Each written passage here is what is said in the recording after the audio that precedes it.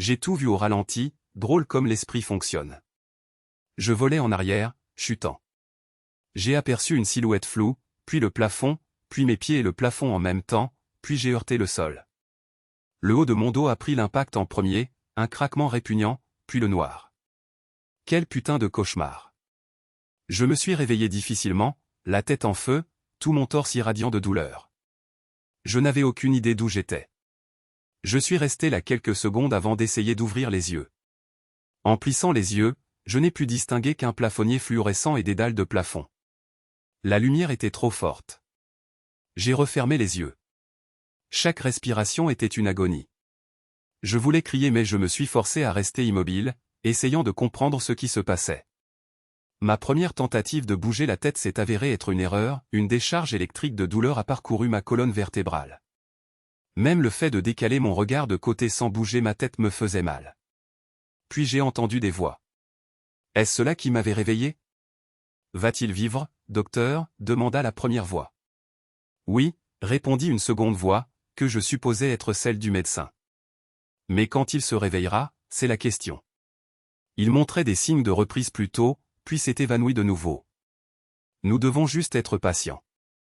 C'est un homme chanceux, étant donné ce qui s'est passé. L'IRM n'a montré aucune hémorragie cérébrale, mais il y a un certain gonflement. Il est clairement commotionné, nous devrons donc surveiller tout gonflement cérébral supplémentaire. Son bras gauche est cassé à plusieurs endroits, le radius et le cubitus, ainsi que l'humérus. À en juger par son dos, il a heurté les escaliers au niveau de l'omoplate et a glissé le reste du chemin. Son dos est gravement contusionné. Son veston l'a empêché d'être écorché vif, mais tout de même, c'est probablement une bonne chose qu'il ait basculé sur la gauche, sinon l'arme qu'il portait aurait pu causer encore plus de dégâts.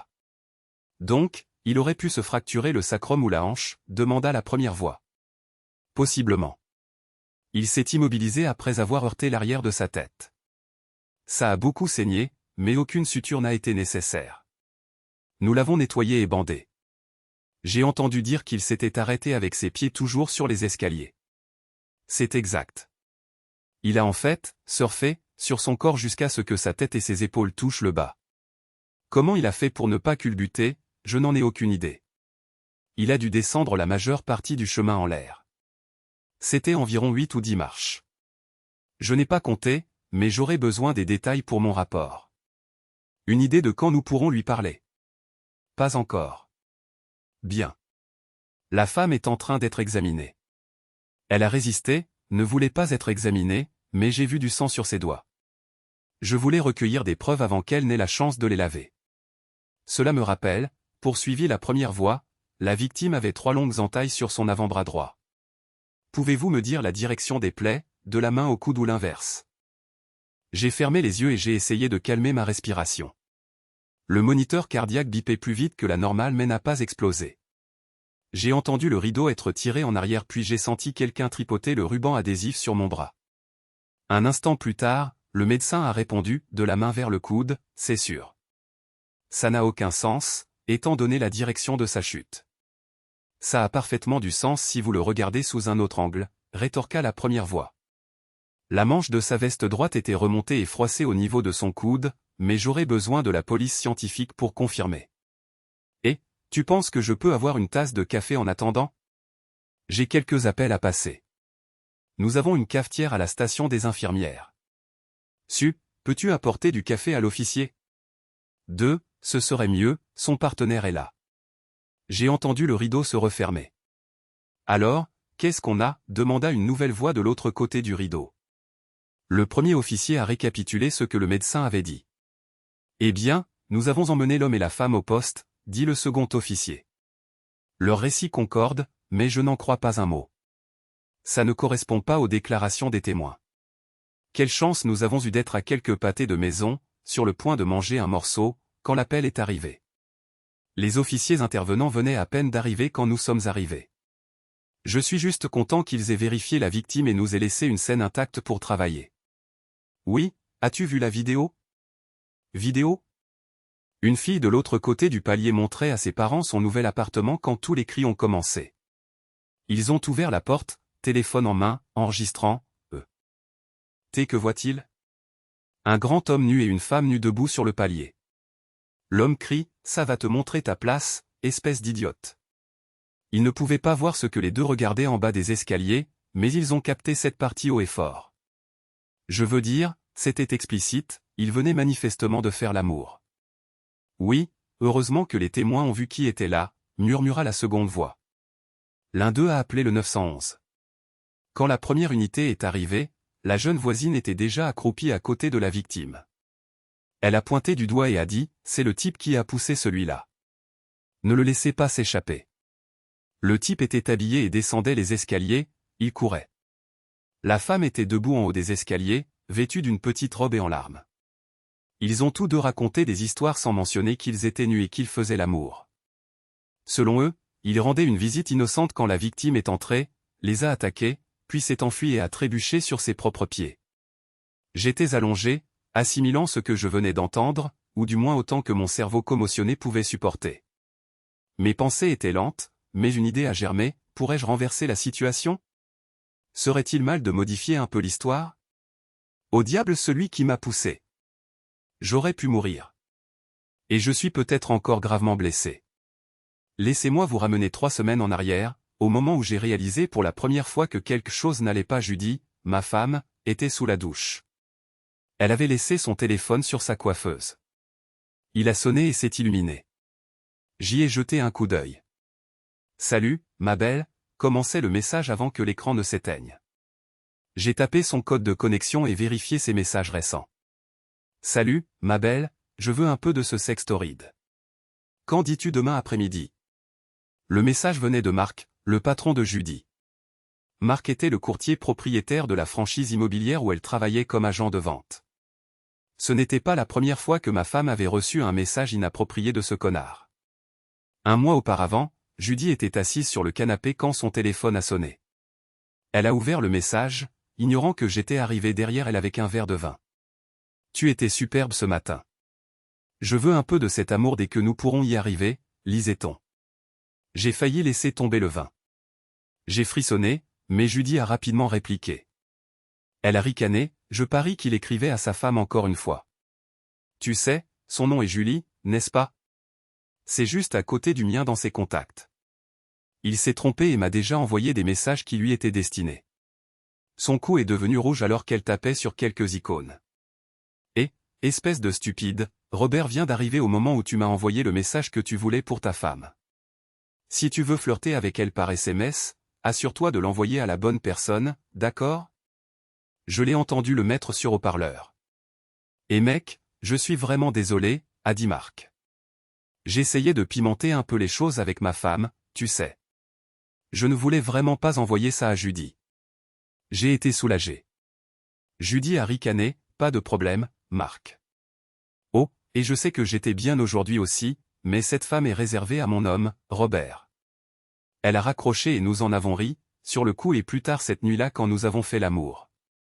J'avais presque oublié l'affaire, mais maintenant, si Marc s'était encore trompé, pourquoi envoyait-il un message à sa femme à propos de « demain après-midi » et où était-elle ce soir? Je suis peut-être confiant, mais je ne suis pas stupide. Ça m'a frappé, ma femme me trompait.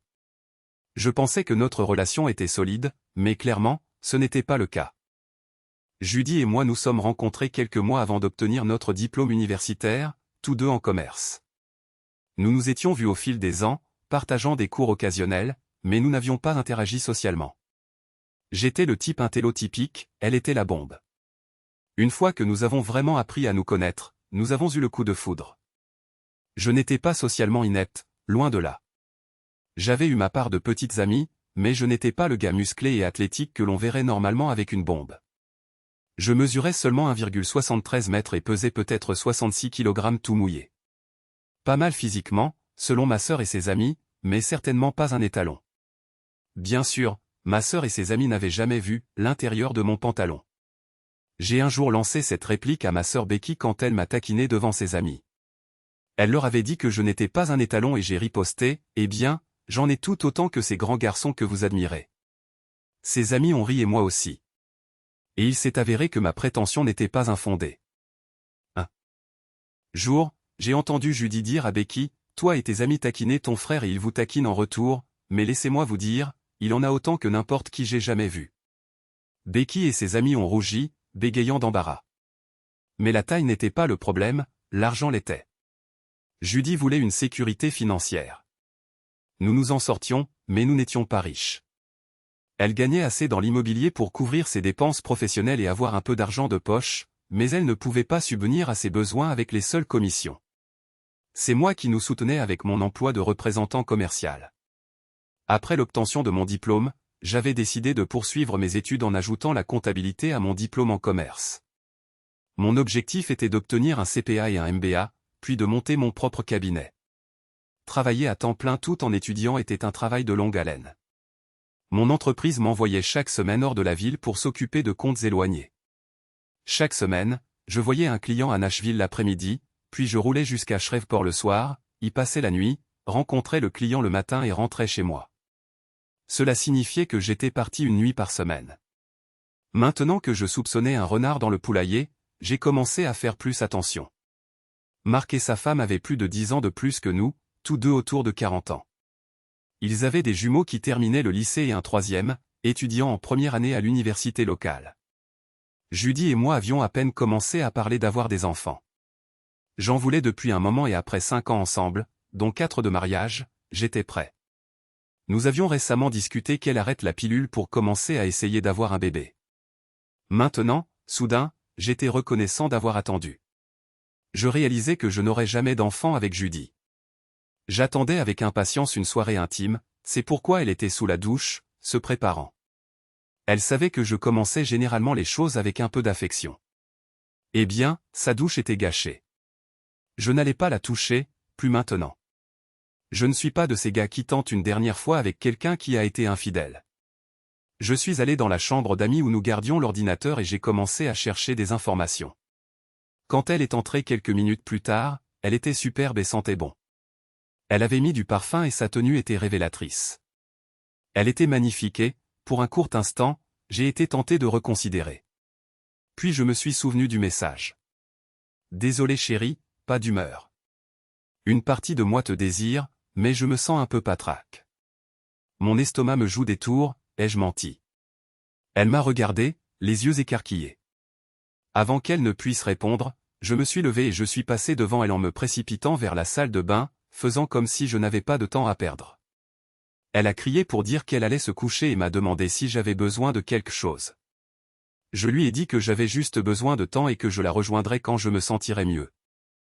J'avais lu des récits sur la façon dont les gens installaient des applications espionnes sur les téléphones de leurs partenaires pour surveiller leur activité. J'ai toujours pensé que c'était intrusif, voire immoral. Je savais que les ordinateurs pouvaient être piratés à distance, mais je supposais qu'il fallait être un expert. Il s'est avéré que c'était beaucoup plus facile que je ne l'imaginais. Beaucoup ne considéreraient pas approprié d'espionner un conjoint, mais il était tout à fait légitime de surveiller un enfant. C'est ainsi que ces applications étaient commercialisées, protéger votre enfant des prédateurs potentiels, surveiller l'activité de son téléphone, connaissez sa localisation. Qui aurait cru que ce serait si facile?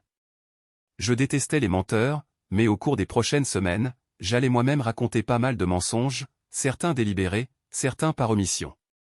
Mais la tromperie, c'était le plus grand de tous les mensonges.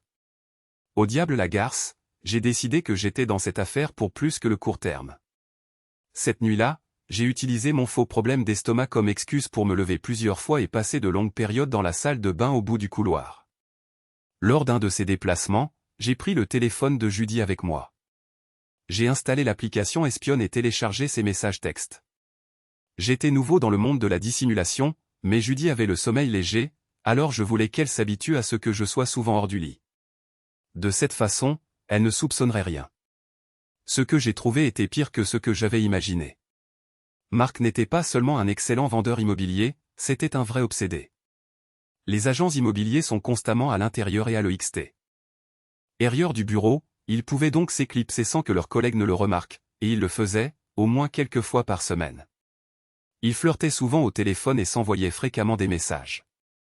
J'ai supposé que la plupart des appels multiples n'étaient que des flirts similaires plutôt que de véritables discussions de travail. J'avais eu de la chance d'attraper ce message texte. Les conversations téléphoniques étaient encore pires, beaucoup plus explicites.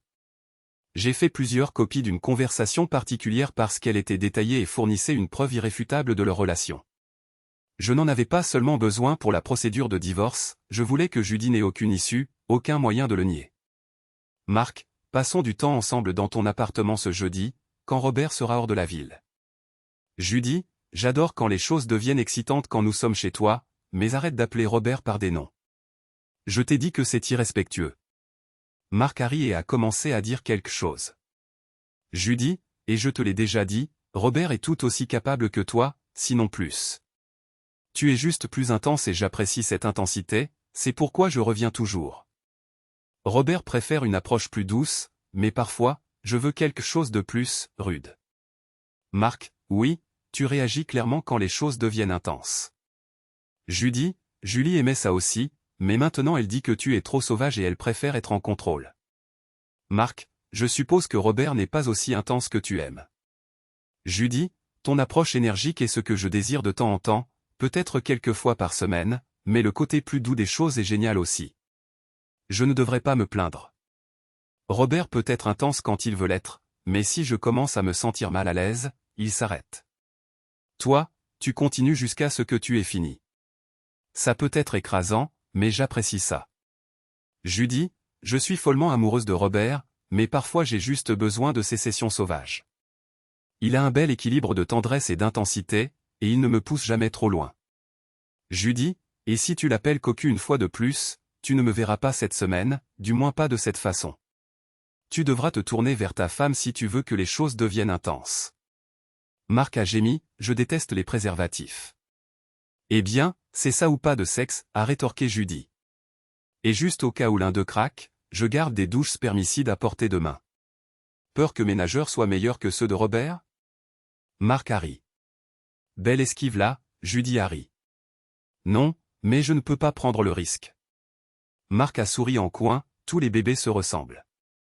J'en ai eu 3 et ils étaient tous moches au début. Ne serait-il pas hilarant que mon nom finisse sur l'acte de naissance et que Robert doive élever mon enfant? Non, ils ne le sont pas, les bébés sont mignons, l'a corrigé Judy. Et n'oublie pas qu'il aurait un an pour le contester. Sérieusement, si tu t'avérais être le père et que Robert me divorçait, je viendrais te chercher pour la pension alimentaire. Veux-tu vraiment prendre ce risque? Laisse tomber ça. Peut-être que je devrais juste me faire vasectomiser, a médité Marc. Julie ne veut certainement pas plus d'enfants et je ne veux pas abandonner ce sexe torride. Tu es sauvage. Eh bien, vasectomiser ou non, Marc n'a qu'à s'en trouver une autre, a rétorqué Judy.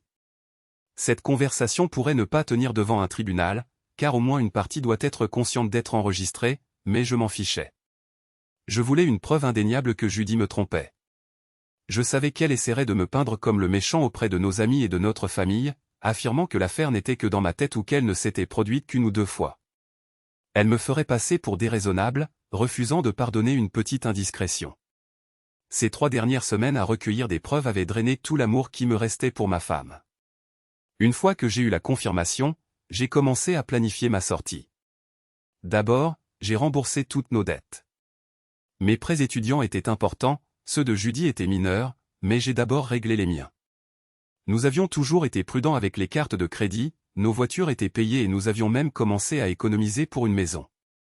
Puisqu'un prêt immobilier n'était pas beaucoup plus cher que notre loyer d'appartement, cela semblait une étape logique, du moins avant tout cela. J'ai aussi commencé à mettre de l'argent de côté. Je ne pouvais pas cacher trop de choses étant donné nos finances, mais ça faisait du bien de prendre un peu d'avance sur elles. Mes recherches m'ont dit que je paierais une pension alimentaire pendant quelques années, car elle ne gagnait pas assez en vendant des maisons. J'espéra. Is minimiser cela. J'ai même envisagé de payer d'avance les honoraires complets de mon avocat pour réduire nos réserves de liquidités disponibles. J'ai fait tout ce que je pouvais pour réduire ce qu'elle pouvait réclamer. J'ai également fait rediriger mon salaire vers un compte différent, mais je savais qu'elle en obtiendrait toujours la moitié. Je ne voulais juste pas qu'elle prenne plus que cela. J'avais déjà engagé un avocat. Les documents étaient en cours de préparation. Une fois qu'elle serait signifiée, les conséquences commenceraient. Maintenant, revenons au jour où tout cela a commencé. J'étais censé être hors de la ville, mais j'avais demandé à un collègue de s'occuper de mes comptes la semaine précédente. Cela m'a libéré du temps pour gérer mes affaires personnelles. pendant mon temps libre, j'ai imaginé différents scénarios. Au début, je pensais vouloir faire semblant d'être surpris, choqué de les trouver au lit. J'ai imaginé chasser un Marc nu sous la menace d'une arme, peut-être même sans le laisser prendre ses vêtements. Je lui lancerais les clés de sa voiture sur le parking, ou bon sang, je lui tirerais simplement dans les couilles. Puis j'ai fantasmé sur l'utilisation d'une clé démonte-pneu, le frappant à la tête ou à la colonne vertébrale alors qu'il était en plein acte, lui brisant des côtes, lui contusionnant un rein. Mais cela signifierait de la prison. Il n'y avait aucun moyen de justifier une clé démonte-pneu autrement que comme une attaque préméditée, et tout le monde savait que j'avais un permis de port d'armes dissimulé. Je portais souvent une arme en voyage. Il n'y avait aucun moyen de vaincre Marc dans un combat. Je mesurais 1,73 m et pesais à peine 68 kg. Marc mesurait au moins 1,88 m, peut-être 1,90 m, et pesait environ 104 kg.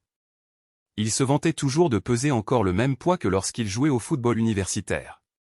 Toute cette histoire de « se lever et se battre comme un homme ». David était assez intelligent pour ne pas affronter Goliath sur le champ de bataille avec un soi-disant combat équitable. Il a utilisé sa fronde et a abattu le salaud, et personne dans la Bible n'a appelé cela non éthique ou de la triche. C'était une stratégie divine. J'aurais juste aimé être aussi malin que David. Tous mes plans et fantaisies se sont évanouis au moment où j'ai déverrouillé la porte de l'appartement. Je savais déjà qu'ils étaient à l'intérieur, la voiture de Marc était garée juste à côté de celle de Judy. Je suis entré en silence, veillant à ne pas faire teinter mes clés en les glissant dans ma poche. Pas que cela aurait eu la moindre importance, ils n'auraient rien entendu à cause de leurs grognements et gémissements. « Prends-moi, défonce-moi » La voix de Judy m'a frappé comme un coup de massue. Tous mes plans étaient oubliés. Elle était penchée sur le dossier du canapé, exactement comme il l'avait décrit dans l'appel téléphonique que j'avais enregistré. Marc était derrière Judy, la martelant. J'ai envisagé de lui donner un coup de pied dans les couilles par derrière, mais ses jambes étaient trop serrées. Il était sur le point d'atteindre le paroxysme quand je l'ai percuté de côté, le faisant basculer d'elle. « Espèce de salaud » a-t-il hurlé en comprenant ce qui s'était passé. Je ne l'avais pas frappé si fort, juste assez pour le faire lâcher ma femme, mais il était rapide pour un homme de sa taille. Avant que je puisse réagir, il a saisi le devant de ma veste de costume. J'ai essayé de le frapper pour me libérer et atteindre mon pistolet, mais une veste de costume est contraignante, pas comme dans les films. Une fois qu'il m'a eu, je ne pouvais plus bouger. Il m'a secoué comme un pitbull secoue un opossum. Ses bras étaient si longs que mes coups ne frappaient que l'air. J'ai commencé à donner des coups de pied et je sais qu'au moins un a atterri dans son entrejambe, mais pas assez fort pour le faire lâcher prise. À ce moment-là, Judy s'était retournée et, me voyant atteindre mon pistolet, elle a attrapé mon bras droit pour m'arrêter. Plus tard, je remarquerai que ma manche droite était remontée jusqu'au coude, avec 3 profondes marques incrustées dans mon avant-bras là où ses ongles avaient creusé pendant que je luttais pour la repousser. Je n'avais même pas fermé la porte en entrant. Marc m'a à moitié soulevé du sol et a chargé en avant, me projetant contre le chambranle de la porte, puis, d'une dernière poussée, il m'a envoyé voler en arrière par-dessus les escaliers. Allongé là, sonné, j'ai écouté les flics parler de ce qu'ils savaient et j'ai rapidement élaboré un plan, que j'espérais fonctionnerait mieux que mon idée de faire courir Marc nu sous la menace d'une arme. J'ai gémi bruyamment pour signaler au personnel de l'hôpital que j'avais repris connaissance. Un médecin s'est précipité pour me examiner, m'a fait bouger les doigts et les orteils et a conclu que j'étais intact, mais m'a dit de limiter mes mouvements. Sans blague, cligner des yeux faisait mal. Puis les policiers sont entrés, me demandant si j'étais prêt à leur raconter ce qui s'était passé. Je leur ai raconté presque la même histoire que celle que je raconte maintenant. Je savais que ma femme et son patron avaient une liaison et je me préparais au divorce. Ce à quoi je ne m'attendais pas, c'était de les surprendre en flagrant délit dans mon propre appartement. J'ai admis que j'avais été assez bête pour faire tomber Marc de ma femme. La partie que j'ai ajoutée était la réaction de Marc. Je leur ai dit qu'il m'avait attrapé et avait grogné, « Espèce de salaud, je vais te tuer. Si tu survis, tu apprendras ta place, espèce d'abruti. » J'ai aussi dit que Judy m'avait attrapé le bras, essayant de m'empêcher de le frapper ou d'atteindre mon arme, et qu'elle l'avait prévenu, « Attention, tu sais qu'il a une arme. Je ne pourrai pas le retenir beaucoup plus longtemps, tu dois faire quelque chose vite. » La chose suivante que je savais, c'est que nous nous débattions tous les 3 dans le salon, et puis je volais hors de la porte. Je n'étais même pas sûr du moment où Judy avait lâché prise, mais j'étais tellement déséquilibré qu'il n'y avait aucun moyen d'atteindre mon pistolet. Puis, Crash. J'ai heurté les escaliers. C'est tout ce dont je me souvenais. Ai-je eu des remords de mentir, d'ajouter la partie où Marc me menaçait de mort et Judy l'encourageait? Pas le moins du monde, au diable tous les deux. J'espérais juste qu'il n'y aurait aucune preuve du contraire. En y pensant, je me suis demandé s'il s'était déjà enregistré en train de faire l'amour. Cela aurait été grave. Les experts judiciaires ont en fait soutenu mon histoire. Marc a affirmé que je l'avais attaqué et qu'il n'avait fait que se défendre. Il a insisté sur le fait qu'il rendait simplement visite à Judy, l'une de ses agents, parce qu'elle ne se sentait pas bien et que j'avais mal interprété la situation. Il a dit que je m'étais jeté sur lui et qu'après m'avoir repoussé et crié dessus, je m'étais retourné et j'étais sorti en courant, trébuchant en haut des escaliers et tombant. Judy l'a soutenu, mais a ajouté que Marc m'avait poussé fort pour me faire partir. Elle a dit qu'elle m'avait attrapé le bras pour m'empêcher de frapper Marc, ce qui expliquait les égratignures sur mon avant-bras. Mais les enquêteurs ont trouvé autre chose, mon pantalon de costume était éclaboussé de sperme de Marc, prouvant que j'avais été extrêmement proche de lui. Il y avait aussi des traces de sperme et de fluides vaginaux sur ma jambe droite, montrant que je lui avais donné un coup de pied à l'entrejambe en lui faisant face, et non en courant. Marc n'a pas été initialement inculpé de tentative de meurtre, mais ils l'ont accusé d'agression. Il a payé sa caution, mais il n'avait pas la totalité de la somme, alors il a utilisé un courtier en cautionnement. Les 10% de frais lui ont tout de même coûté 5 000 $ de sa poche. Je me suis demandé s'il pensait que cette nuit avec Judy en valait la peine. Je n'allais pas être au courant de tout cela avant un certain temps. Mes frères avaient conspiré pour ne pas me raconter tout ce qu'ils avaient entendu tant que le médecin n'aurait pas dit que j'étais tiré d'affaire. Ils voulaient que je reste calme. Peu après avoir fait ma déclaration aux policiers, j'ai eu un autre épisode et j'ai perdu connaissance. Pour moi, j'avais juste fermé les yeux un instant, mais quand je me suis réveillé, j'étais dans une chambre d'hôpital faiblement éclairée, fixant le plafond.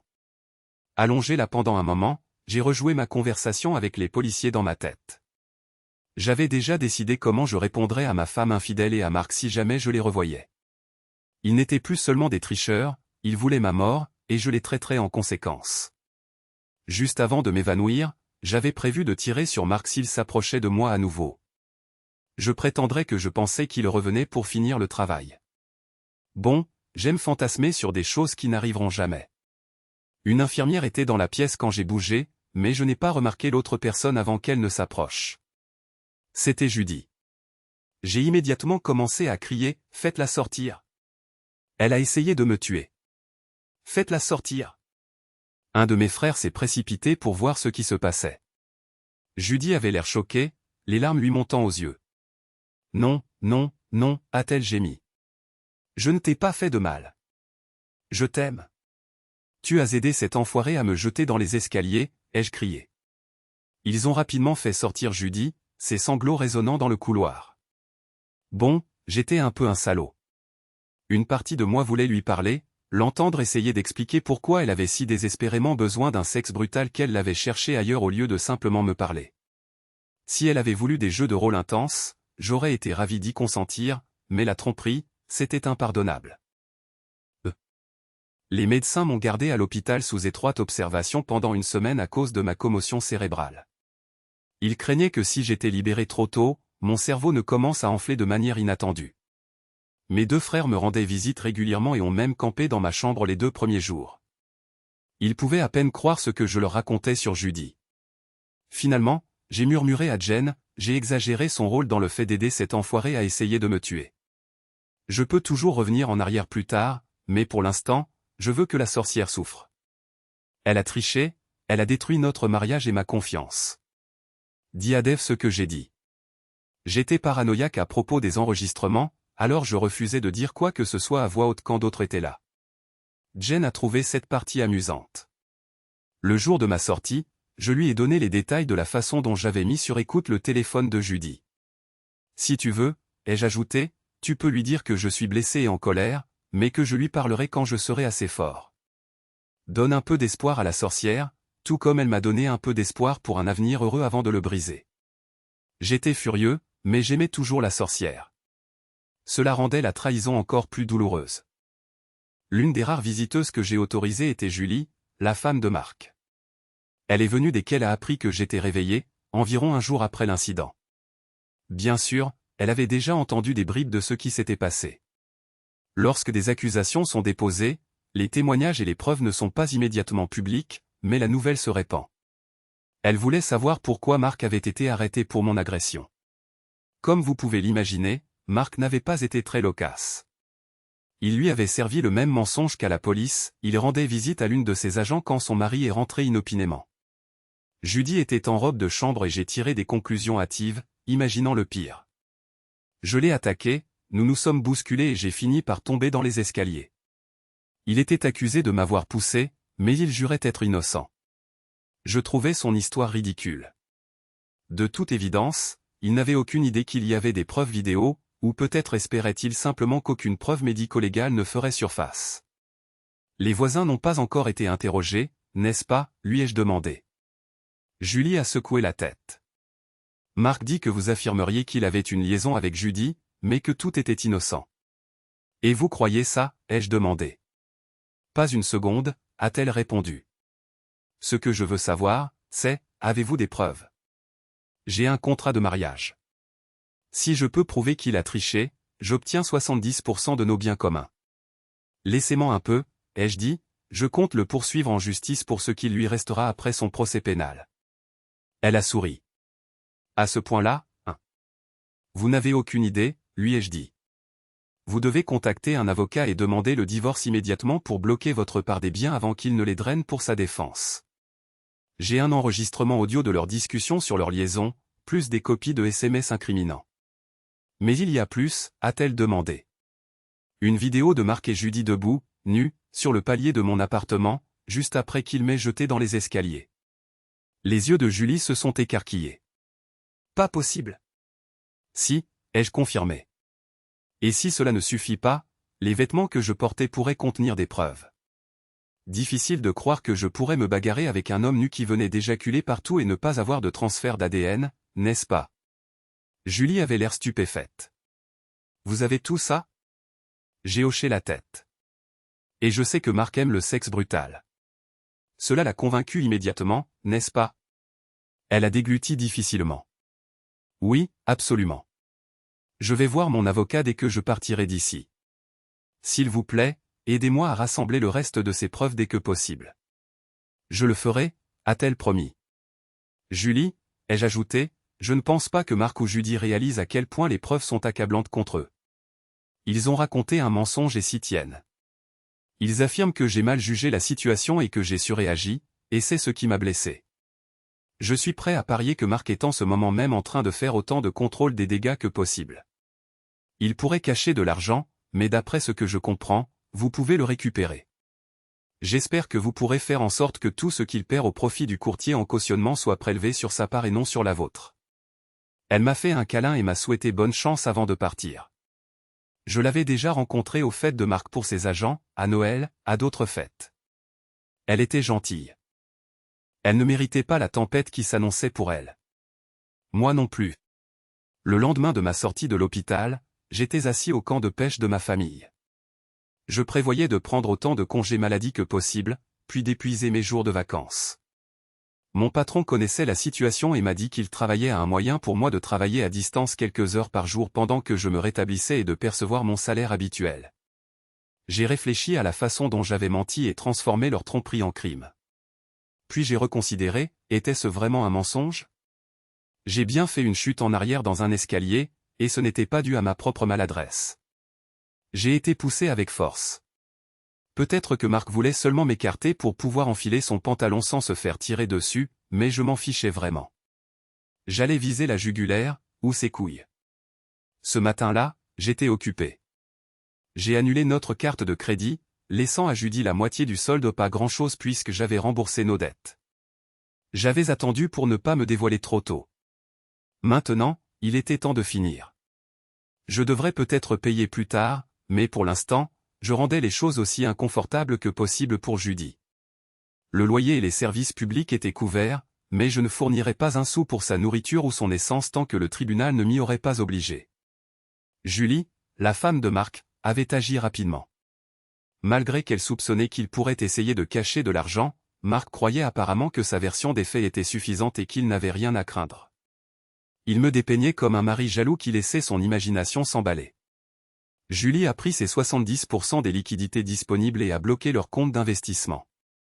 Mais je voulais des réponses. J'ai appelé Judy et lui ai dit où j'étais. Elle avait appelé mon frère plusieurs fois pendant que j'étais à l'hôpital, suppliant de me rencontrer. Je lui ai dit qu'elle pouvait venir cet après-midi-là, mais je l'ai avertie de venir seule. Si elle amenait Marc pour essayer de me convaincre d'abandonner les charges ou de telles bêtises, je le laisserais là où il se tenait, avec une balle. J'ai clairement indiqué que si je le voyais, j'assumerais qu'il venait après moi. J'espérais presque qu'ils enregistraient. Je voulais qu'il soit consigné que je ne risquerais pas une autre attaque. Ce fut une rencontre larmoyante. J'avoue que je détestais perdre la femme que j'aimais, mais pas autant qu'avant. J'étais sûr qu'elle m'aimait, mais pas assez pour éviter la tromperie. Traversant le fossé entre la fidélité et la loyauté, elle avait raté le coche. « Je suis si contente que tu m'aies laissé venir pour qu'on puisse parler », a-t-elle dit en se garant. « Tu sais, je n'essayais pas d'aider Marc à te tuer », a-t-elle commencé. J'ai haussé les épaules et l'ai invité à entrer. J'ai prétendu que je me sentais faible et que j'avais besoin de m'asseoir, puis je lui ai demandé de nous apporter des boissons. Bien sûr, elle connaissait bien la maison, y étant venue de nombreuses fois. Tandis que je l'écoutais prendre des bières dans le frigo, je suis allé dans le salon, un petit espace de rassemblement commun jouxtant la cuisine. Il servait à deux fins. J'ai tapé sur les icônes de mon ordinateur portable et de mon téléphone pour commencer à enregistrer. Les deux étaient focalisés sur la chaise où j'avais l'intention de la faire asseoir. Je me suis assis et j'ai attendu. Je me demande si tu essaies de me faire dire quelque chose sur un enregistrement, ai-je commencé. Elle m'a assuré que non. Mon téléphone est dans mon sac. Puis, pour prouver qu'elle n'avait rien sur elle, elle a fait quelque chose de choquant, elle s'est déshabillée complètement. Je l'ai regardée, totalement stupéfait. Tu veux faire une fouille corporelle pour t'assurer que je n'ai pas de micro caché là-haut, a-t-elle demandé, en bougeant ses hanches. Elle souriait maintenant. C'était un jeu pervers pour elle, un jeu auquel elle était bien trop désireuse de jouer. Et si j'étais honnête, j'aurais été aussi, si elle n'avait pas couché avec son patron. Je lui ai dit qu'elle voudrait peut-être se rhabiller pendant que nous parlions. Au diable ça, a-t-elle déclaré. Je resterai nue. Tu voudrais peut-être me donner une serviette, par contre? Je ne veux pas laisser de traces d'escargot sur la chaise. Tu es sûr que tu ne veux pas me palper, juste au cas où j'aurais un enregistreur caché là-haut, a-t-elle taquiné en souriant. Elle n'était pas sarcastique. Je pouvais dire qu'elle voulait vraiment jouer. Cette femme était torride et elle savait exactement l'effet qu'elle avait sur moi. Elle jouait avec moi et elle avait un plan. Par où veux-tu commencer, a-t-elle demandé. Commençons par pourquoi, ai-je dit. Pourquoi tu as décidé de me tromper, pourquoi tu étais prête à aider ce fils de pute à essai. Air de me tuer. J'ai craché les mots, puis j'ai pris une profonde inspiration, essayant de me contrôler. Je n'essayais pas de l'aider, a dit Judy en larmes. J'essayais de m'aider moi-même. Je n'avais aucune idée qu'il allait faire ça. Je voulais t'empêcher de lui tirer dessus. Même quand il t'a poussé dehors, je pensais qu'il allait juste fermer la porte, nous nous rhabillerions et nous réglerions la situation. Mais ensuite il m'a jeté dans les escaliers, ai-je terminé pour elle. Elle a hoché la tête. Oui. Et ensuite tu es entré et tu as inventé une histoire pour le couvrir. Tu as menti pour protéger l'homme qui a essayé de me tuer. Son visage était un mélange d'horreur et de culpabilité. Elle a hoché la tête à nouveau. Oui, j'avais peur que tu sois mort. Mort, a-t-elle admis. Il t'a poussé si fort que tu as juste volé en l'air. J'ai regardé et tu ne bougeais pas. Tes yeux n'étaient même pas fermés. J'étais terrifié. Tu n'as même pas vérifié si j'allais bien, ai-je dit. Elle a détourné le regard. La police m'a dit que quand ils sont arrivés, Cheryl, la voisine d'un accent grave côté, était agenouillée à côté de moi, mais toi tu étais sur le palier en robe de chambre, en train de pleurer. Tu es entré, tu as laissé cet enfoiré s'habiller et tu as mis une robe de chambre toi-même. Puis tu as inventé une histoire rapide, comment je suis rentré à la maison pour vous trouver en robe de chambre avec votre patron qui venait juste de passer pour prendre de vos nouvelles puisque vous aviez appelé pour signaler votre maladie. J'ai eu la mauvaise impression, je l'ai attaqué, il s'est défendu, et quand j'ai essayé de courir, j'ai trébuché et je suis tombé dans les escaliers. Tout un accident. Je ne l'ai pas décrit de cette façon, a dit Judy, puis a hésité. Comment savez-vous ce que nous avons dit?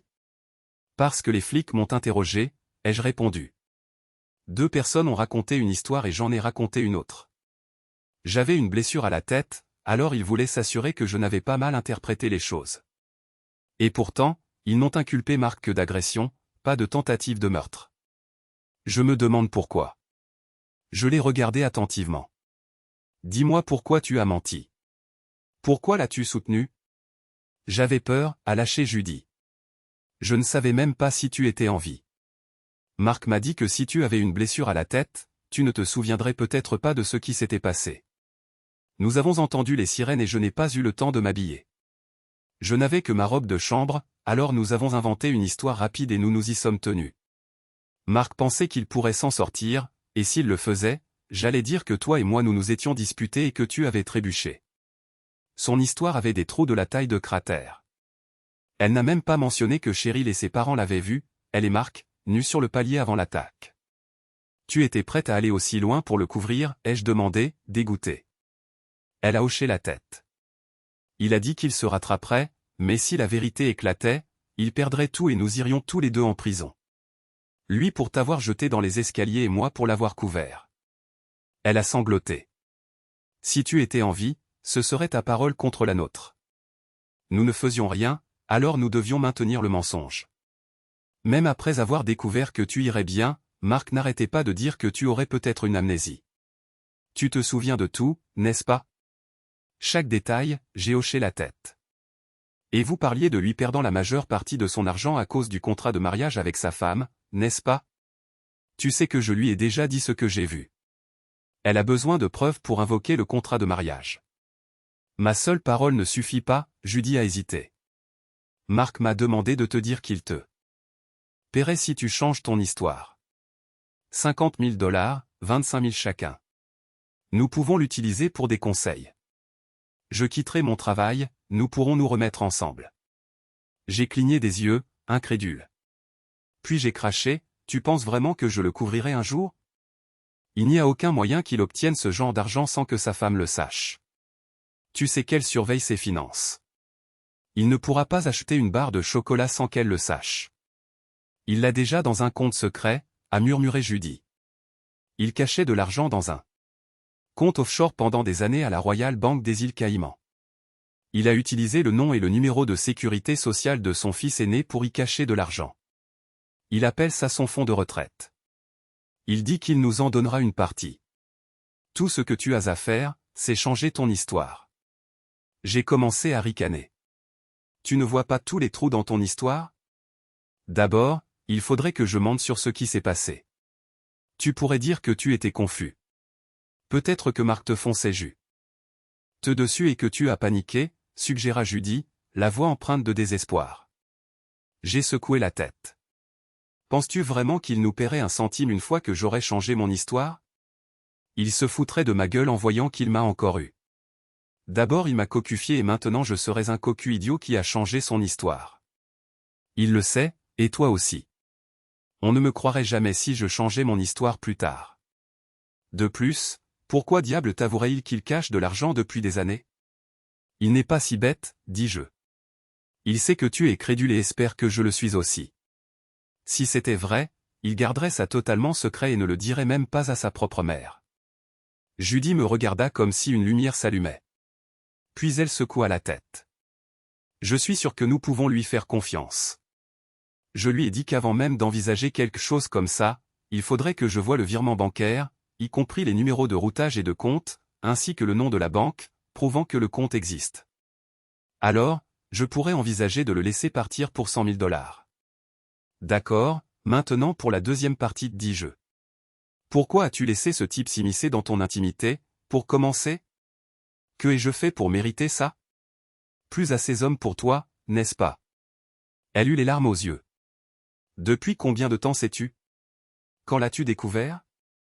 J'ai secoué la tête silencieusement. Tu n'as rien fait de mal. Nous avions un mariage formidable et une vie sexuelle active. Nous faisions l'amour au moins 3 fois par semaine jusqu'à ce que tu sois malade avec ce virus intestinal et que tu me coupes tout. Oh, je suis tellement stupide, c'est là que tu as découvert, dit-elle, me regardant avec les larmes aux yeux. Pendant tout ce temps, elle n'avait fait aucun effort pour s'asseoir modestement, sa posture détendue et sans défense. Maintenant, elle semblait s'en rendre compte, embarrassée, et se pencha pour enfiler sa culotte et sa chemise. « D'accord, dis-je, rompant le silence. Quand est-ce que ça a commencé ? Il y a environ 3 mois. Au début, on ne s'est pas rapproché, même pas une fois par semaine. Je ne sais pas pourquoi ça a commencé. Je veux dire, nous n'avions pas de vrais problèmes. Bien sûr, Marc flirtait, il flirte avec tout le monde. Honnêtement, il flirterait probablement avec toi aussi, même s'il appellerait ça l'être amical ou créer des liens. Je ne peux pas vraiment dire quand les choses sont devenues plus sérieuses. Elle hésita. Eh bien, ce n'est pas entièrement vrai. Marc faisait souvent des commentaires avec une pointe de quelque chose de plus. Je pense que ça a commencé un jour où il a mentionné qu'il était malheureux de sa situation à la maison. Il a laissé entendre qu'il avait besoin de quelqu'un à qui parler et, comme une idiote, j'ai écouté. Je sais maintenant que ça a mené là où ça n'aurait pas dû. Judy déglutit difficilement. Je ne suis pas sûr si Marc voulait que ce soit un piège ou s'il a déjà fait ça avec d'autres femmes avant moi, mais à l'époque, je trouvais ça excitant juste de l'entendre parler. Il m'a dit que sa femme préférait une approche plus douce, plus romantique, pas les moments sauvages et passionnés qu'ils avaient avant. Il regrettait l'intensité qu'ils partageaient autrefois. Elle soupira. Je n'ai pas pu m'en empêcher, j'étais incroyablement attiré. Cette nuit-là, je suis venu à toi avec tellement d'énergie, je n'avais pas besoin de préliminaires. J'étais partout sur toi et nous étions ensemble plus passionnément que nous ne l'avions été depuis longtemps. Tu étais heureux de te prêter au jeu. Tu n'as même pas demandé ce qui m'avait prise. Enfin, tu l'as fait, mais je ne t'ai pas dit toute la vérité. Je t'ai juste dit que je voulais que tu me prennes et que tu fasses de moi la tienne, et tu l'as fait. Judy marqua une pause pour voir si je réagirais. Aussi tenté que je fusse, je suis resté sur ma chaise, me retenant. Elle prit quelques profondes inspirations et continua. Je voulais à nouveau ce frisson, pas d'une drogue, mais de cette connexion intense, dit-elle. Ce week-end-là, nous étions inséparables. Nous n'avons fait que rester ensemble, nous reposer et manger juste assez pour tenir le coup. Je m'en souviens, dis-je, c'était un excellent week-end. Ma femme était partout sur moi. Judy hocha la tête. La semaine suivante, Marc et moi avons parlé. Au début, je ne lui ai pas parlé de notre week-end.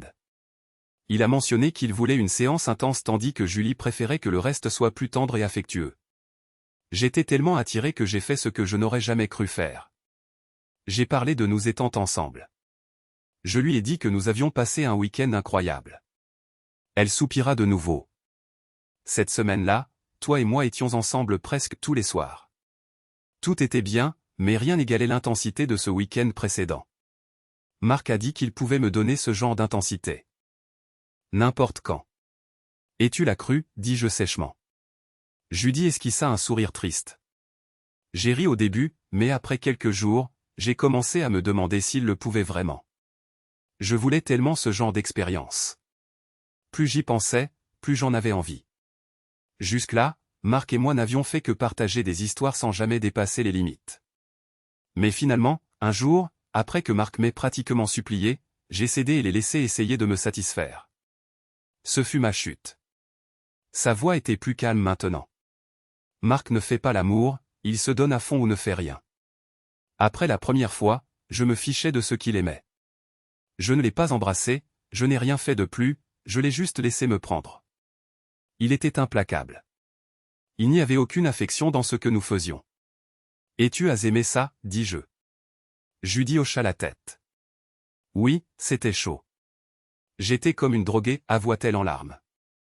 Je t'aimais, je t'aime toujours. Notre sexe était super, mais quelque chose dans la façon dont Marc me prenait comme ça m'a atteinte d'une certaine manière.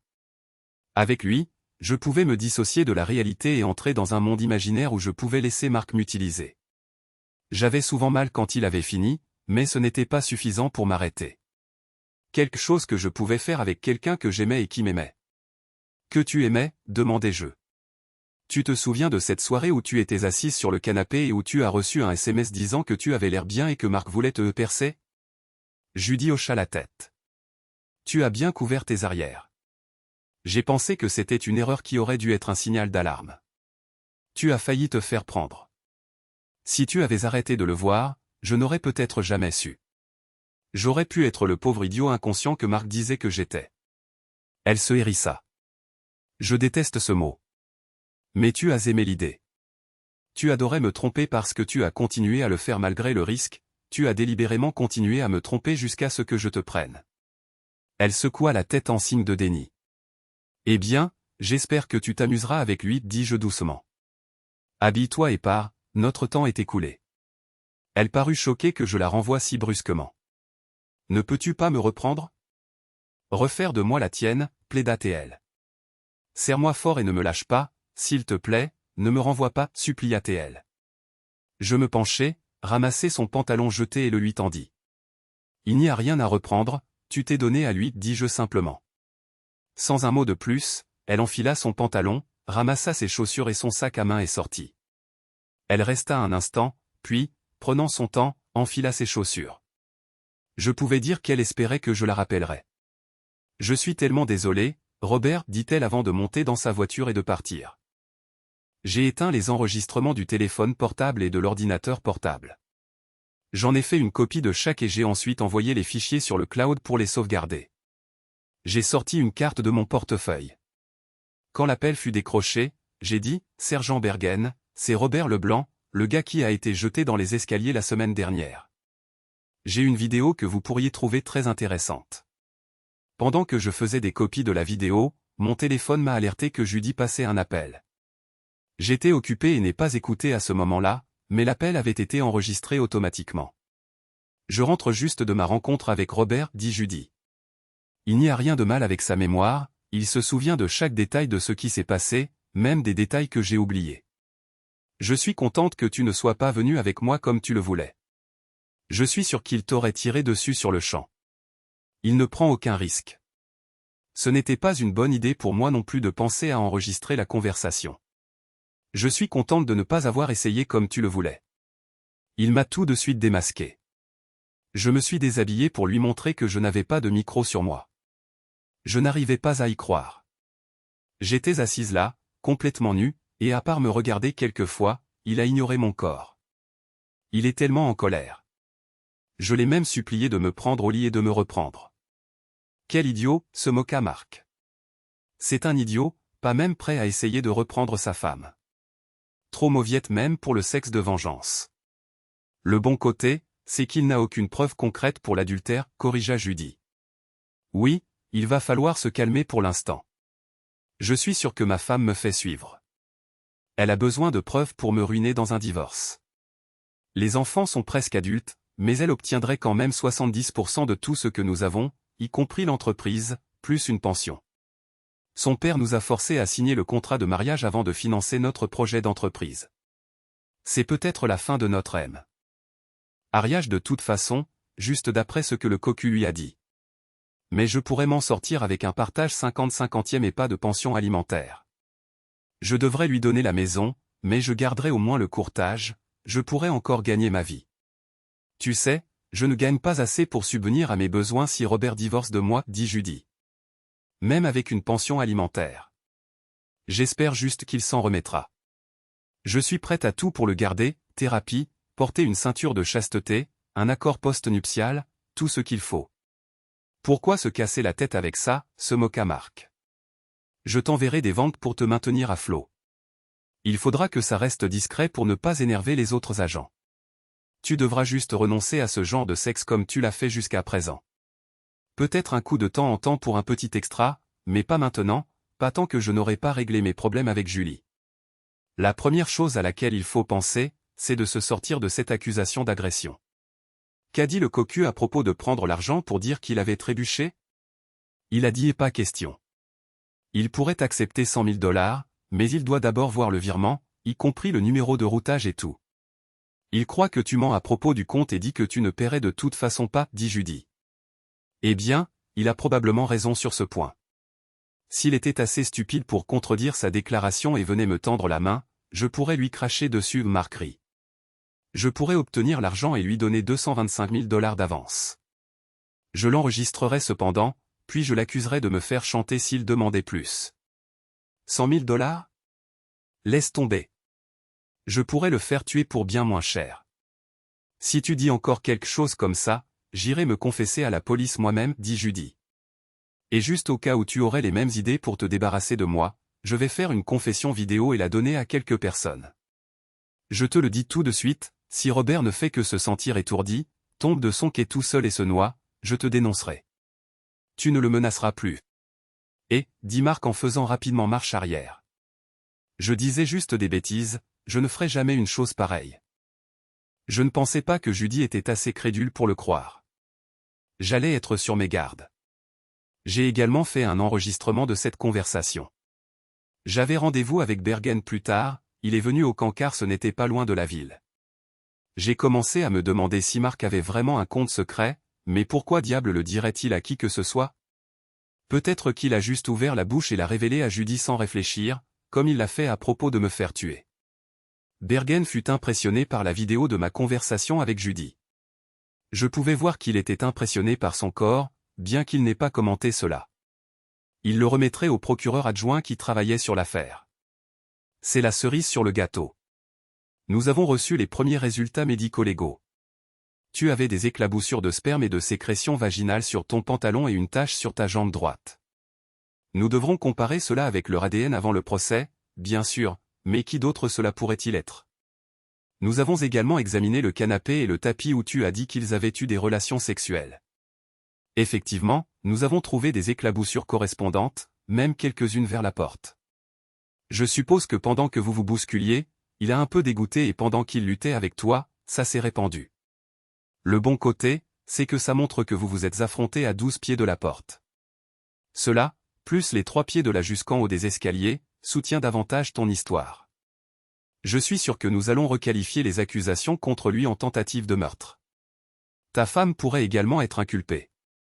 Je ne sais pas s'ils la qualifieront de simplement complice ou de participante active, c'est au procureur de décider. Ta peau et ton sang étaient sous ses ongles, donc elle t'a bien agrippé. Sa déclaration selon laquelle elle essayait de t'empêcher de sortir ton pistolet pourrait être utilisée de 2 manières par un bon avocat. Je lui ai demandé comment, si j'étais attaqué, j'avais le droit de me défendre. Parfois, un bon avocat fait paraître une situation différente de ce qu'elle était réellement, dit-il. Par exemple, pendant que Danvers t'agrippait, il ne te battait pas.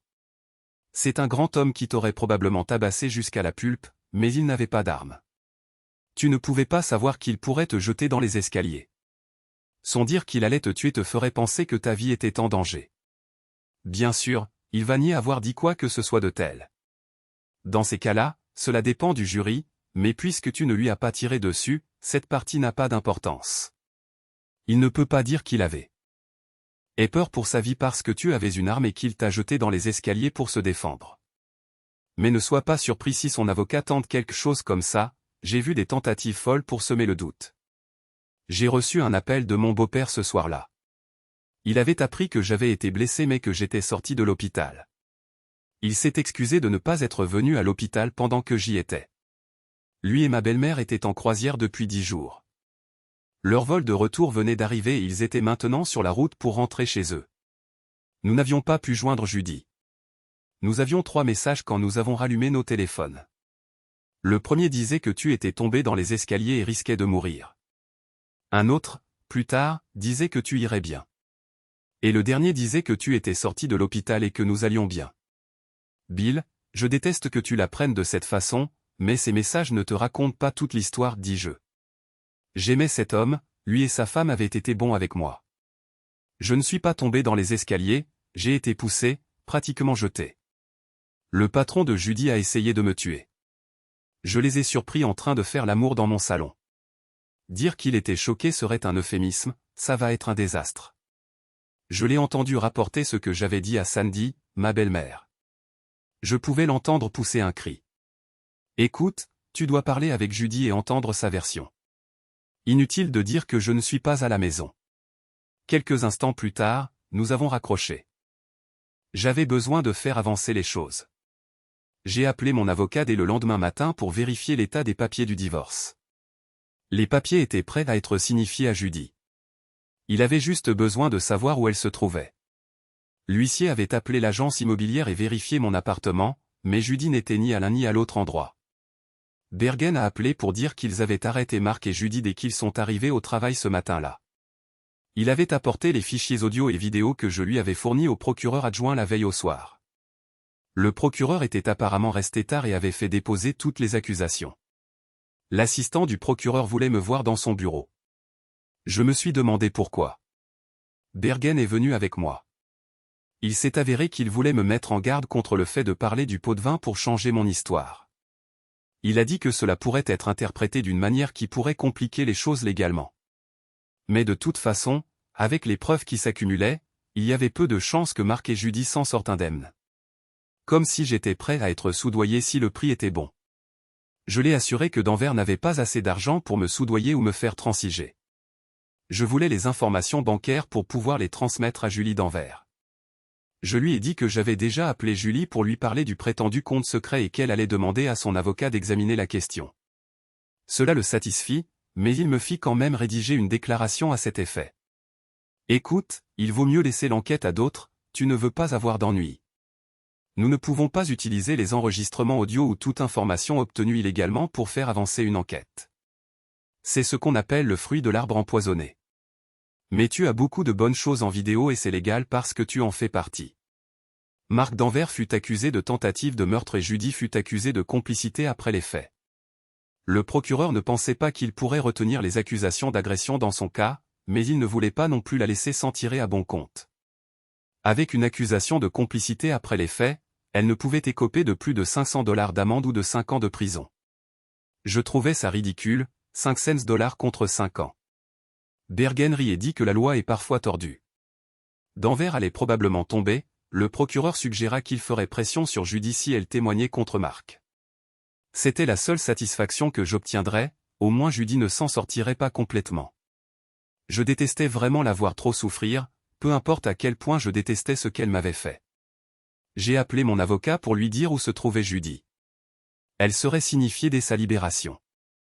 Mon frère John est venu avec moi pour récupérer le reste de mes vêtements de l'appartement.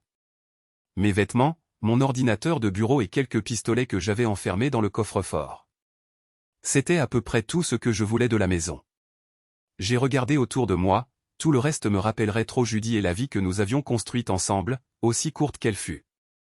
Nous avions presque fini d'emballer le dernier morceau quand Sandy, la mère de Judy, est arrivée en voiture. Nous empilions les cartons sur le palier quand elle le m'a serré dans ses bras en pleurant. Je ne peux pas croire que ma fille ait jeté tout ce qu'elle avait pour un peu de sexe avec quelqu'un d'autre, sanglota-t-elle en larmes. Penses-tu qu'il y ait un moyen de surmonter ça? Avant que je puisse réagir, elle continua. Je ne parle pas de pardon, surtout pas tout de suite. Je veux dire, après beaucoup de thérapie. Juste avant que Bill et moi ne partions en croisière, Judy avait dit que vous alliez commencer à essayer de la rendre enceinte. Nous avions tellement hâte de ça. J'ai regardé Rachel, la sœur de Judy, âgée de 22 ans, qui était venue avec sa mère chercher certaines des affaires de Judy et secouait la tête. Je ne peux pas te dire à quel point ça me déchire, avouai-je. J'ai des vidéos et des audios qui montrent à quel point c'était grave. Judy n'a aucune idée que je possède tout cela, elle et son petit ami pensent que c'est ma parole contre la leur. Tu as des preuves? Demanda Sandy, surprise. Judy a fait passer l'aventure pour une petite passade qu'elle regrettait, bien sûr, mais tu es totalement impitoyable. Ce n'était pas une petite passade, ça a duré des mois. Non, ce que j'ai est accablant, dis-je. Une partie est assez grave, nudité, gros mots, tout y est. Je ne pense pas que tu devrais le voir. Au diable, dit Sandy avec véhémence. Je suis une grande fille. Tu as toujours été poli, tu as retenu tes jurons devant Bill et moi. J'utilise probablement un langage pire que le tien, et je sais à quoi ressemble une personne nue qui fait l'amour, Bill aussi. Je veux voir et entendre tout ce que tu as, tout. Je suppose, d'après la façon dont tu agis, que les fichiers montreront que ma fille est une vraie salope. C'est grave, n'est-ce pas? J'ai hoché la tête. Au début, je ne voulais pas que Judy puisse prétendre que j'étais juste un homme aigri incapable de pardonner une petite indiscrétion qui avait rapidement mal tourné, c'est grave. Je ne veux vraiment pas te faire de mal. Je t'ai dit que je voulais voir ce que tu avais, déclara Sandy. La tricherie me frustre. Peu importe si c'est toi qui l'as fait ou Judy. J'ai eu de nombreuses occasions de m'éloigner de Bill au fil des ans, certaines des offres auraient pu me tenter, j'en suis sûr, mais je ne l'ai jamais fait. J'ai accepté de lui donner la partie audio de ma rencontre avec Judy et les autres fichiers audio. Judy va avoir besoin de votre soutien, dis-je. Elle s'engage dans une dure bataille juridique. Sandy hocha la tête.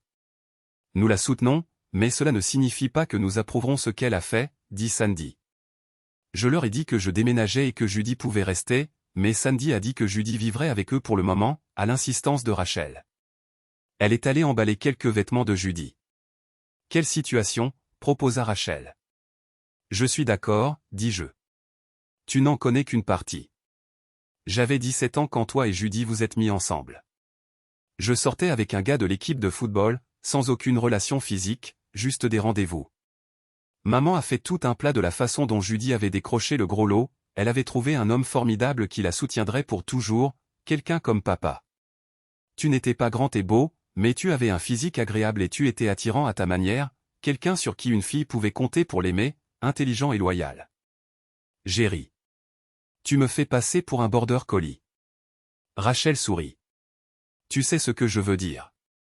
J'ai appris à te connaître et j'enviais ma sœur. Je sortais avec des gars en espérant trouver quelqu'un comme toi, mais je n'y suis jamais parvenu. Rachel m'a soudainement serré dans ses bras.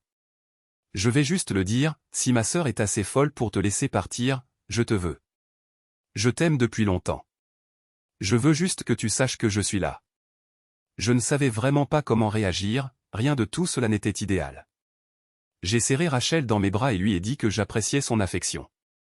Elle a souri et m'a donné un baiser qui a éveillé des sentiments en moi.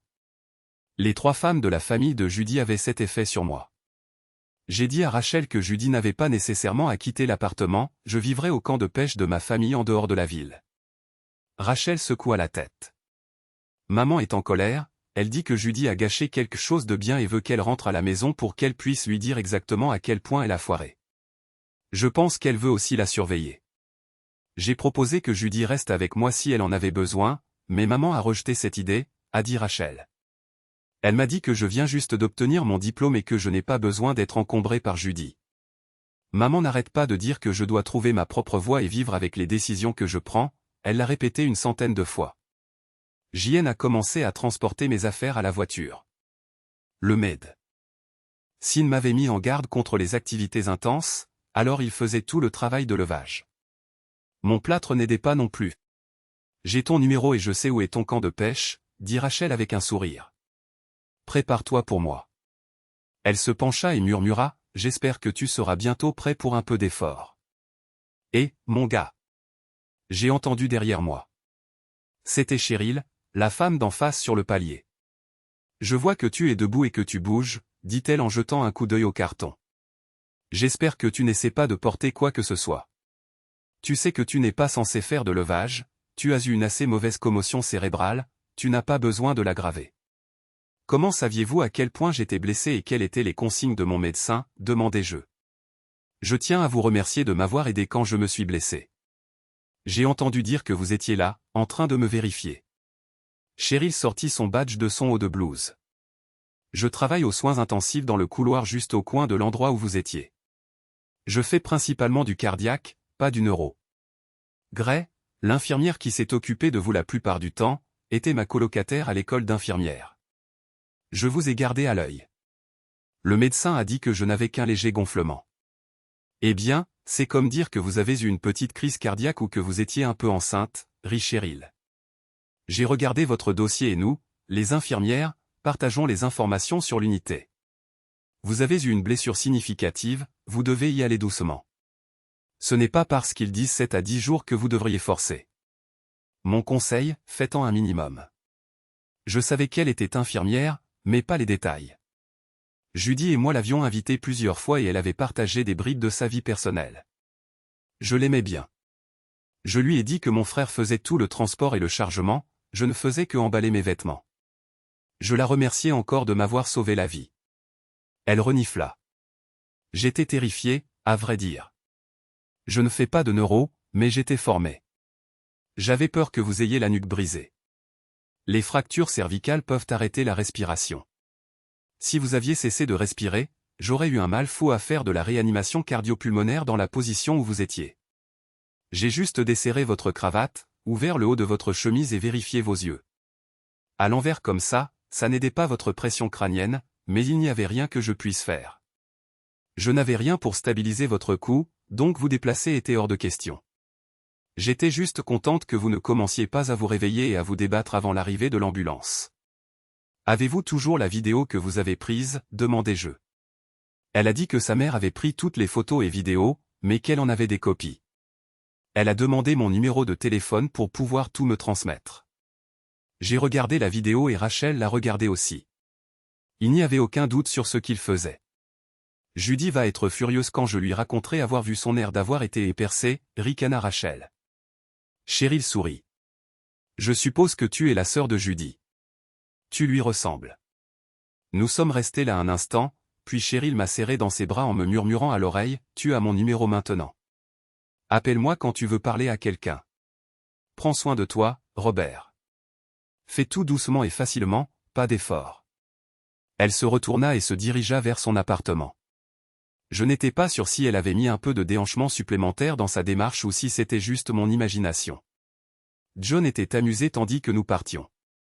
Ta belle-mère te sauterait dessus en un clin d'œil si elle était célibataire. C'est une femme de grande classe, mais elle aime son mari et ne le trompera pas, je l'ai regardé. La sœur de Judy te veut aussi. Elle se jetterait dans ton lit en un clin d'œil, tout ce que tu as à faire, c'est la laisser faire. J'ai secoué la tête. Plus cette voisine, l'infirmière, elle te veut aussi. Tu crois que je n'écoutais pas, dit John. Oui, c'est un peu compliqué, admis-je. Mais tu as des options, petit frère, rit-il. À mi-chemin du camp de pêche, j'ai réfléchi à la façon dont je voulais que le divorce soit le moins douloureux possible. Je voulais que ce soit fait rapidement. Mon avocat a proposé un accord à Judy, je paierais la moitié de son loyer et de ses charges si elle restait seule dans l'appartement. Je couvrirais même la moitié de sa facture d'épicerie, à condition que ce soit pour des aliments achetés uniquement pour elle, pas de plats à emporter ni de repas au restaurant. J'ai même proposé de la garder sur mon forfait de téléphone portable. Ce soutien durerait 2 ans, lui donnant le temps de se remettre sur pied. L'avocat de Judy a rapidement lisé que c'était bien plus favorable que le pourcentage de mes revenus spécifié par la loi. Sachant à quel point l'alternative serait restrictive, elle a signé. Bien sûr, Judy avait des préoccupations plus importantes que le simple divorce. Elle avait été accusée d'être complice après les faits pour avoir aidé Mark à tenter un meurtre. Elle a été libérée sous sa propre responsabilité car elle n'avait pas été inculpée la première fois, seulement interrogée. Mark, cependant, n'a pas eu cette chance. La tentative de meurtre a nécessité une autre audience de caution et il devait trouver le pourcentage à payer pour un garant. Mark n'avait que des liquidités limitées. Julie avait pris 70% de leurs actifs liquides et scellé leur compte d'investissement, l'empêchant de toucher quoi que ce soit. Il n'avait pas les $10 000 nécessaires pour payer les frais du garant et son avocat s'efforçait d'obtenir un prêt personnel. Apparemment, le divorce en cours rendait difficile pour lui d'utiliser les biens communs comme garantie. J'ai ri à l'idée de Mark rôtissant dans une cellule de prison. Il se considérait comme un homme d'action, maintenant, il était bougé et secoué. Julie était tout aussi vindicative que moi. Je lui avais parlé du compte secret présumé aux Caraïbes au nom de son fils. À ma surprise, il existait réellement. L'avocat de Julie l'a confirmé et peu après, elle et son fils se sont envolés pour réclamer l'argent. Bien que le fils de Mark ne figurait pas sur la carte de signature, le compte était à son nom, ce qui lui permettait de transférer légalement les fonds. J'aurais adoré être une petite souris quand Mark a découvert que son argent caché avait disparu. Puisqu'il était au nom de son fils, ce n'était pas considéré comme un bien commun. Pour aggraver les choses, il faisait maintenant face à d'éventuels problèmes avec l'IRS pour avoir fait des dons d'argent à un mineur de manière inappropriée sans suivre les procédures fiscales. Peu importe qui finirait par payer les impôts, Mark ne reverrait jamais un centime de cet argent. Julie m'a dit plus tard que son fils avait partagé l'argent de manière égale avec ses 2 frères et sœurs, finançant leurs frais de scolarité universitaire. Les garçons d'Amé étaient au moins honnêtes les uns envers les autres. La justice est lente, mais mon divorce d'avec Judy a été finalisé des mois avant son procès pénal. Son procès était lié à celui de Mark, car elle était accusée de l'avoir aidé à dissimuler son rôle dans mon agression. Julie s'était assurée que les ressources financières de Mark étaient sévèrement limitées. Il avait encore 30% de leurs biens communs, mais ce n'était pas beaucoup. Ses agents immobiliers le désertaient, ne voulant pas être associé à sa réputation ternie. Julie lui a forcé la main, il a accepté de vendre la franchise. Il aurait pu se battre, mais en signant l'accord, il a accéléré le processus. Dans le cadre de l'accord, il a renoncé au droit de créer une autre agence immobilière dans un rayon de 50 miles pendant les 5 prochaines années. J'ai adoré ça. Il avait besoin de l'argent pour sa défense juridique, il n'avait donc pas d'autre choix que d'accepter. En attendant le procès pénal, j'ai plaisanté en proposant à Julien, rôle dans la botte de foin. Sa première réaction a été de me traiter de sale type, puis quelques secondes plus tard, elle a souri et a dit « Tu veux vraiment leur faire payer, n'est-ce pas ?» Nous avons ri à l'idée de mettre en scène une fausse vidéo, mais nous avons finalement décidé de ne pas le faire. La semaine avant que Marc ne doive obtenir sa caution, Julie et moi lui avons rendu visite. Nous avons parlé à travers une fenêtre en plexiglas. Quand il a demandé pourquoi j'étais là, Julie a souri d'un air suffisant et a dit « Parce que je le mérite ». Elle a fait un clin d'œil à Marc et a souri. J'ai placé mon index et mon majeur sur ma bouche et j'ai fait des mouvements avec ma langue, puis j'ai soudainement poussé mon index à travers le cercle formé par mon autre main. Marc a lancé un regard noir, son visage devenant rouge. Il a fait une pause de quelques secondes puis a perdu le contrôle. Il est devenu apoplectique. J'ai appris plus tard que la prison a des règles strictes, l'une des plus importantes étant de ne pas perdre son sang-froid. Marc a ramassé sa chaise et l'a brisée à plusieurs reprises contre la fenêtre en plexiglas. Il a été immédiatement et, j'en suis sûr, douloureusement maîtrisé. J'ai entendu dire plus tard qu'il avait été placé en isolement pendant 3 semaines. Sa caution a été retardée et a failli être refusée complètement, car il était maintenant considéré comme une menace pour Julie et moi. Il devrait vraiment apprendre à contrôler sa bouche. Lors de son procès, Marc a passé la moitié de son temps à me lancer des regards noirs au lieu de prêter attention au débat. Marc n'aurait jamais dû témoigner, surtout après que j'ai affirmé qu'il voulait me tuer. Lorsqu'on lui a demandé s'il avait aimé en assez ma vie, il a d'abord dit « Je ne me souviens pas avoir dit ça », mais il a ensuite craqué « En ce moment, je m'en assurerai ». C'est tout ce que le jury avait besoin d'entendre. Puis il a perdu le contrôle, m'a traité de « poulet menteur » et a proféré des insultes qui jetaient des doutes sur l'identité de mon père et sur « l'espèce » de ma mère. Son explosion l'a dépeint comme instable et vindicatif, exactement l'image que l'accusation voulait que le jury voie. Je dois admettre que je l'avais délibérément antagonisé, avec précaution, sans être vu. J'ai répété des gestes grossiers, poussant mon index dans le cercle de mon autre main et faisant passer ma langue entre 2 doigts. C'était subtil, juste assez pour le provoquer tout en m'assurant que le jury ne le remarquerait pas. Marc était livide, son avocat semblait consterné. Les preuves médico-légales avaient déjà confirmé que Marc m'avait attaqué, traîné sur 4,5 mètres jusqu'en haut des escaliers et m'avait jeté. Maintenant, son explosion en salle d'audience ne faisait que renforcer sa nature violente. Son avocat était compétent et a essayé de convaincre le jury. Il a plaidé que Marc n'était qu'un homme poussé à bout, son seul vrai crime étant d'avoir couché avec une femme mariée et de s'être défendu contre un mari en colère avec une arme à feu. Il a dépeint Marc comme un homme brisé qui avait perdu sa carrière, son mariage et sa liberté. Il a même cité le SSPT de son séjour en prison, suggérant que ses actions devaient être vues sous cet angle. Cela a fonctionné dans une certaine mesure, le jury a déclaré Marc coupable, mais l'a condamné à 10 ans au lieu des 15 ans maximum qu'il aurait pu encourir, même après sa crise au tribunal. Judy a été rappelée à la barre pour répéter son témoignage. Elle a d'abord insisté sur le fait qu'elle n'avait jamais entendu Marc me menacer de me tuer dans l'appartement, mais lors du contre-interrogatoire par le procureur, elle a admis que Marc avait en fait mentionné qu'il pourrait engager quelqu'un pour « s'occuper de moi ». Cette révélation n'a pas aidé sa cause. Judy a également admis que l'histoire de Marc lui rendant simplement visite et de ma réaction excessive était entièrement l'idée de Marc. Elle a révélé qu'elle avait accepté par peur, mais qu'en voyant la rage de Marc au tribunal, elle avait réalisé à quel point il était vraiment dangereux. Elle a confirmé que ma chute n'était pas accidentelle, c'était un acte délibéré de Marc. Lors de son propre procès, elle a répété ce témoignage. Elle a affirmé qu'elle était terrifiée à l'époque, pensant que j'étais mort, et se sentait piégée par l'influence de Marc. Elle a accepté de dénoncer ses mensonges en échange de clémence. Le procureur a suggéré une peine avec sursis, mais le juge n'était pas d'accord, compte tenu de ses premières fausses déclarations à la police. Le juge l'a condamné à 1 an de prison paroissiale avec un minimum obligatoire de 3 mois à purger. Judy est sortie et a voulu s'excuser de m'avoir trompé. Nous n'avions pas parlé en privé depuis ce jour au camp de pêche. Je veux aussi te remercier de ne pas avoir diffusé la vidéo que tu as prise quand nous avons parlé. C'était déjà assez grave que tu aies donné la partie audio à maman. J'ai été stupide de me déshabiller et de supplier comme ça, mais je voulais redevenir à toi. Maman m'a réprimandé à ce sujet, mais elle m'a vraiment passé un savon pour t'avoir trompé et avoir détruit notre mariage. Savoir ce que j'ai fait était déjà assez grave, mais elle a vu la vidéo que la mère de Cheryl a prise. Elle m'a dit que si tu n'étais pas un tel gentleman, tu aurais laissé tout le monde me voir nu et tu aurais déshonoré toute la famille. Comme je savais qu'elle le ferait, Judy a demandé s'il y avait un moyen de nous remettre ensemble. Elle espérait qu'avec des conseils ou un post-nup enfin maintenant ce serait un contrat de mariage nous pourrions reconstruire quelque chose. J'ai secoué la tête. Un contrat de mariage n'a pas arrêté Marc. Je ne suis pas Marc. J'ai été stupide. J'aurais dû te parler. Pouvons-nous rester amis? Je veux dire, nous devrons le faire si tu sors avec ma sœur.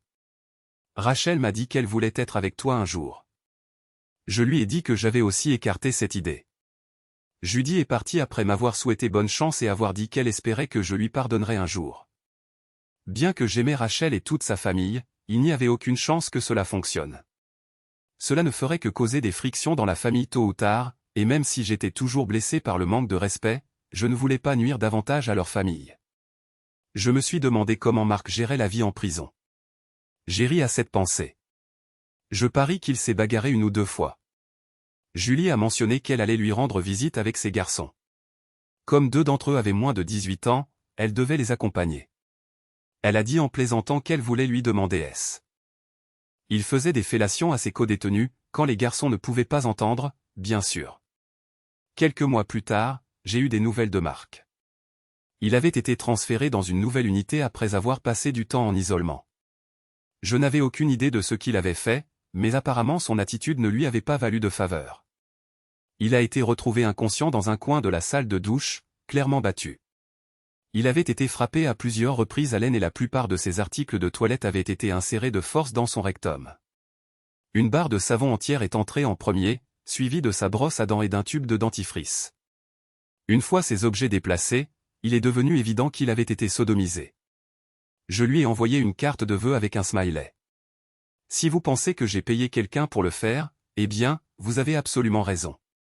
Tout au long de mes audiences, je me suis fait des amis qui avaient des relations dans l'administration pénitentiaire, et ces amis connaissaient des gens derrière les barreaux qui avaient vraiment besoin d'argent supplémentaire. Bien qu'elle m'ait appelé plusieurs fois pour essayer de me faire changer d'avis, je n'ai jamais fréquenté Rachel, la sœur de Judy. Elle a argué que ses parents pensaient que ce ne serait pas un problème et que Judy était d'accord pour que nous nous mettions ensemble, mais je savais que cela finirait par causer des frictions. J'ai rompu tout contact, bien que j'ai parfois vu l'une d'elles en ville. Judy a déménagé à Shreveport et a trouvé un emploi de représentante commerciale pour une petite entreprise manufacturière. J'imagine qu'une femme aussi séduisante qu'elle avait une vie sexuelle active. J'ai aussi eu une vie sexuelle active, cette fois avec Cheryl, l'administratrice comptable. Nous nous sommes fréquentés, puis elle a emménagé avec moi. 1 an plus tard, nous nous sommes mariés et avons immédiatement décidé d'avoir un bébé. Une bonne communication est une grande priorité pour nous et elle partage mes opinions sur la fidélité. Je sais qu'un jour je devrais être prudent quand Marc sortira de prison. J'espère qu'il sera envoyé quelque part très loin. Peut-être que je dois dépenser un peu plus d'argent pour des cigarettes. D'accord, je suis toujours un peu un connard, mais seulement envers ceux qui essaient de me faire du mal. Si vous avez apprécié cela, abonnez-vous à JKTLA Story pour plus de récits.